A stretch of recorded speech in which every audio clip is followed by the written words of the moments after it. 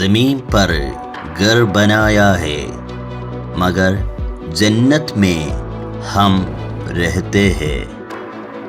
हमारी खुश नसीबी है कि हम भारत में रहते हैं.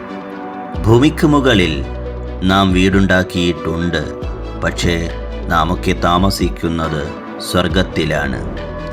ഭാരതത്തിൽ താമസിക്കാൻ സാധിച്ചു എന്നത് നമുക്ക് ലഭിച്ച വലിയ സൗഭാഗ്യമാണ്.